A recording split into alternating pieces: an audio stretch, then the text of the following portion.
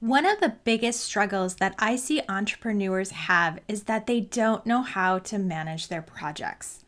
They have all these different things flying at them in different directions, and they are in a reactive mode of dealing with what is making the most noise, sending the most messages, calling, ringing, texting, emailing, instead of focusing on business strategy.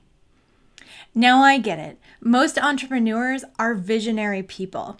They don't like being bogged down by tasks and especially systems that require them to go into different tech tools and keep track of things. And they definitely don't want to have to manage schedules.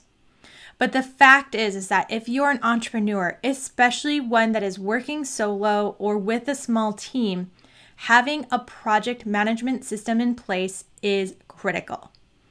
In this blog, I'm going to share with you a few steps to get started with project management. When you aren't managing your projects properly or at all, you can have so much lost time and energy in your business. And I know that's why you didn't get started as an entrepreneur. By creating an organization system to track your priorities and make sure that they are getting done, you'll be able to cross more tasks off the list and see the direct results within your business. In order to get started, the first thing that I want you to do is list out all of your projects. Projects are items that have a defined start and end date and usually require multiple steps to complete. Some projects are very small, such as creating a weekly blog. Each blog could be considered its own project. Some projects are large, like relaunching a website that includes many different people, many different tools, and many different tasks. Regardless if your projects are big or small, start by writing out your list of projects. Then, once you have your list, the next thing you need to do is prioritize those projects. This is often the hard part. There are some things that just have to get done, like you have to balance your books and pay your taxes. And then there's other things that are wishful thinking, like designing that new sales page. You need to be able to come up with a concrete list of priorities so that way when things are knocking at the door to get done, that you are able to arrange and set up your schedule based on what is the highest priority. Once you know your project priorities, now you're going to jump in and define all of the individual tasks that have to be completed in order to get that project done. Like I mentioned before, a project is comprised of more than one task. Some have many tasks, some only have a few tasks. Write out all of the tasks that have to get done in order for the project to be complete. I personally try to break down tasks in the smallest amount of work possible, so that way it makes it easier to schedule them. But that's what we're going to do next. Once you have all of those tasks written down, you're going to estimate how much time it takes you to complete each one of those tasks.